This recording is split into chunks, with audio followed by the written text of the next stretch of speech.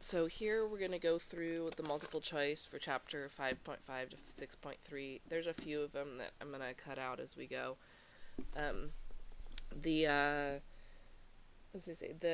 Remember this is self-paced, so go as fast or as slow as you want, pause, go back and look at it. The idea is that tomorrow, if there's still a few minor questions on this, I can do this and hopefully the hints. So this first one here, I don't agree with any of their answers. I'll show you how to do it, but I think there could be a typo in the answers.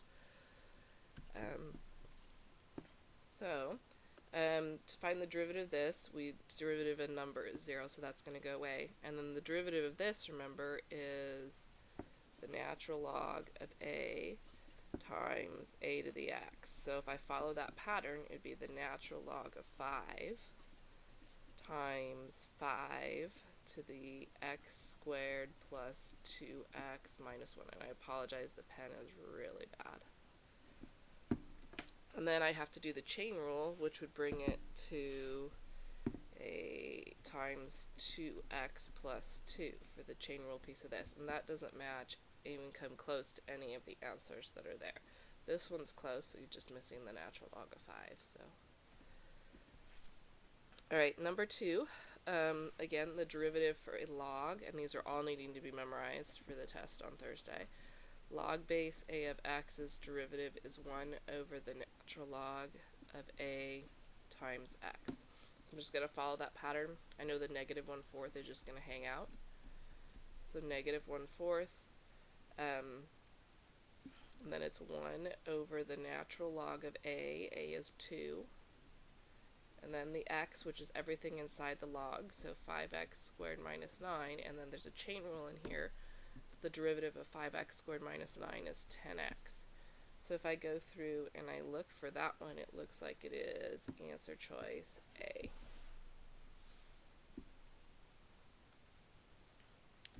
Number 3 we're going to go ahead and skip over for now. Number 4, it looks like a quotient rule, but it's not. Because this is just a coefficient, so I'm going to bring this upstairs by making the exponent negative. So we've got the natural log of 2 times 2 to the negative x. So now I'm going to use my same, not a derivative yet, I'm going to use my same derivative formula for the 2 to the x. So f prime of x equals, I keep this natural log of 2, I just drop it down. And then the a to the x is the natural log of a, so the natural log of 2 times the function the way it looks. And then I have to chain rule this piece, which is going to make it a negative out front. So really what I have, if I'm going to clean it up, is I've got the natural log of 2 squared over 2 to the x. So that looks like answer choice C.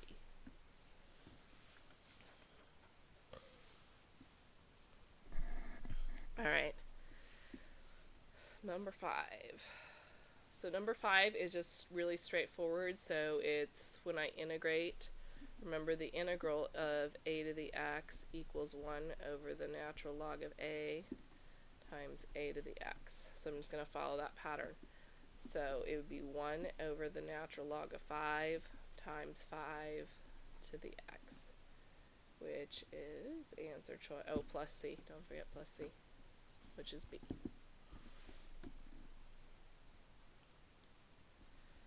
Alright, this one you're going to need a u substitution, so I'm going to use u as 3x. du is going to be 3 dx. Move the 3 over, so 1/3 du equals dx. So we've got the integral of 7 to the u, and then for the dx part I put in 1/3 du. So I integrate 1/3, and it's 1 over the natural log of a, which is 7, times, excuse me, 7 to the u, which is 3x, plus c.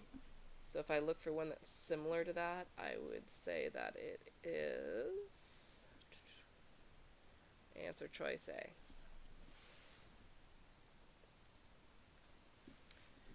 Alright, this one's strange. Watch the u on this one. So I'm going to use 4 to the x on the u. I actually really like this one.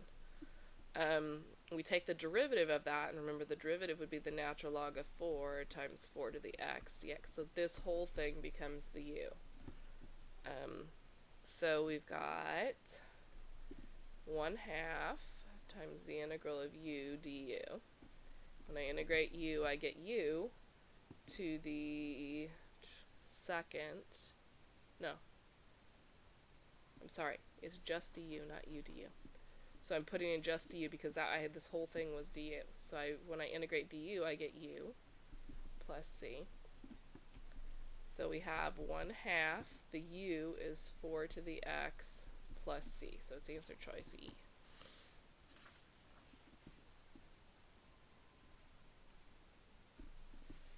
Alright, number 8, we have to try to get it to fit one of our inverse patterns. So the first thing I'm going to do is I'm going to rewrite it, and I'm going to pull that 4 out front. And then I've got x square root of x squared minus 2 squared. So that's your u, that's your a.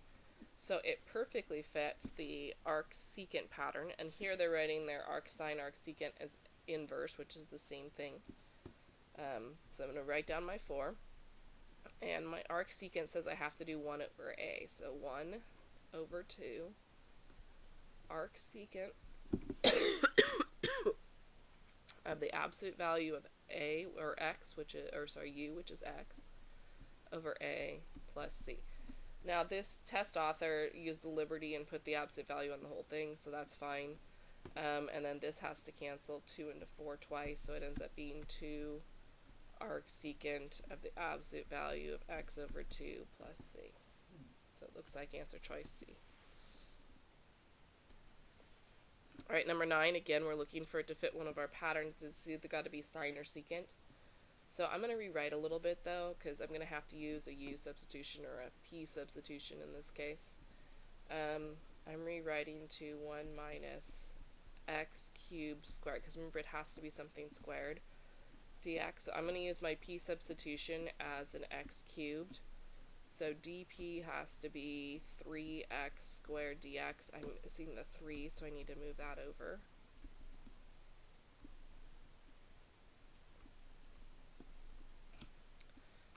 Okay, so we have the square root of 1 minus, and then we're going to put the p in, so p squared. Excuse me. For the x squared dx, I have 1/3 dp. So it perfectly fits the arcsine pattern. So we know that it is arcsine.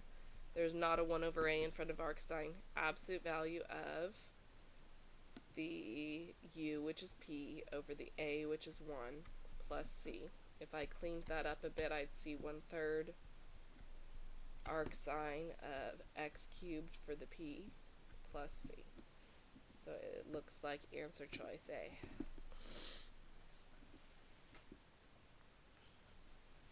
Alright, number 10, I'm going to use u again. So u equals 3x, du equals 3dx. And then we have to move the 3 over, so 1/3 du equals dx.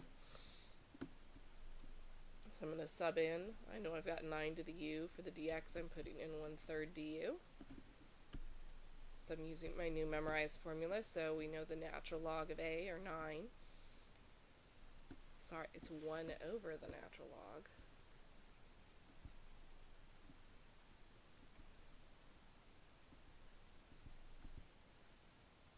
Eraser, there we go.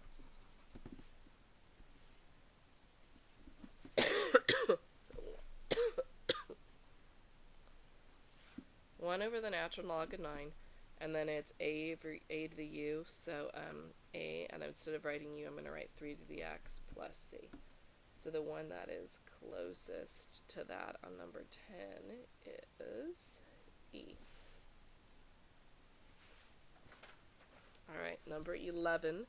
Again, I got to get it to fit one of our patterns, and if you notice, look at this. When I integrate x to the 4th, I get x to the 5th over 5. Look at all of the choices. They are all exactly that, so I'm just going to ignore the first part and integrate the second part, because they're all saying the same thing. so when I go to integrate this, I really have x over 3 squared plus x squared squared.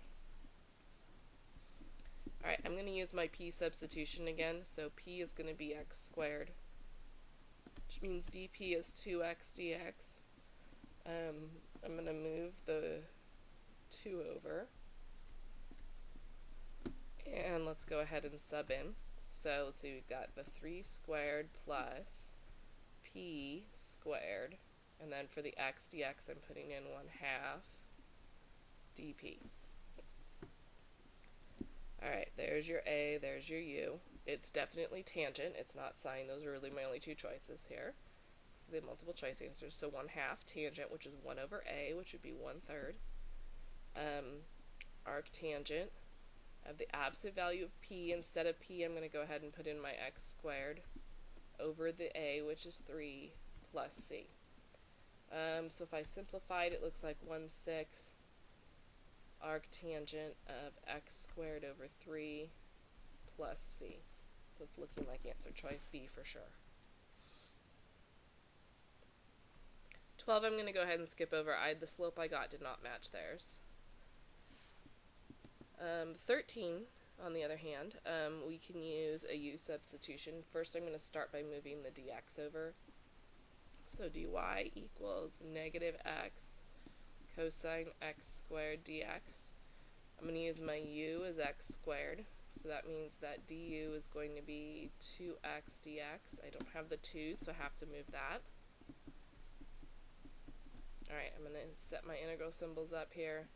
So I've got y equals negative, I have cosine u, and then for the x dx I'm putting in 1/2 du. So when I integrate, I get negative 1/2. When we integrate cosine, we get sine of u. U is x squared, so I'm going to put in the x squared plus c. I believe it is answer choice E. Alright, 14 and 15 I'm going to go ahead and skip. I was not matching their answers. So that's going to leave us the 3 slope fields. So let's talk about how I would choose on those. So what I'm going to do is I'm going to pick a point to start with. So I'm going to pick this point right here, which is 1, 1. And I'm going to sub that into all of them. So let's see, 1 minus 1 equals 0. Negative 1 times 1 equals negative 1. 2 times 1 equals 2. 1 over 1 equals 1, and negative 2 times the 1 and the y equals negative 2. It's obviously a negative slope, so anything that's not a negative slope is gone. So that one's gone, that one's gone, and that one's gone. So now I'm going to pick another point. I'm going to choose this point here, which is negative 1, 1. Okay, so I'm going to put that into the 2 that are left. So I've got a negative x, and I put in the negative 1, times 1, which is going to be positive 1. And then here, we've got a negative 2 times the y of 1, which is negative 2. It's obviously a positive slope right there, so that means it has to be answer choice B. Okay, use the same strategy on this one. So we're going to grab a point. I'm going to grab the point 1, 1, and I'm going to put it into each one of them. So x is going to be 1. 1 minus 1 is going to be 0. This would be negative 1. 2 times 1 is 2. And what? Negative 1 times 1 is going to be negative 1. It's obviously a positive slope, so anything that's not a positive or a 0, it's not a 0 slope, is going to be gone. So that's gone, and that's gone. So I've narrowed it down to 2 again. Excuse me. I'm going to pick on this one right here. So I'm going to pick out 1, up 0, and try that one in. So when I put in the x, it's still 1. When I put in the y, 2 times 0, it's 0. It's definitely not a 0 slope, it's positive, so it's got to be answer choice A. I think this one is kind of silly. I don't know how it could be all of the above, because it's really only can be one of those particular slope fields, so that one's kind of an automatic wrong answer. So I'm going to pick on the same point on each one of them. I'm going to choose 1, 1, because look at this. All the slopes are very different at 1, 1, so if I pick that, it's going to eliminate it in one shot. So I'm going to put 1 in for y, 1 in for x. I know I need the most close to 0 slope, so it's looking definitely like figure 2. So look to it later today for the hints to be posted. I may get them up by class, especially second period, maybe not. And again, you can go back through this as many times as you want, and I'll take any minor questions tomorrow. We'll have a test on Thursday.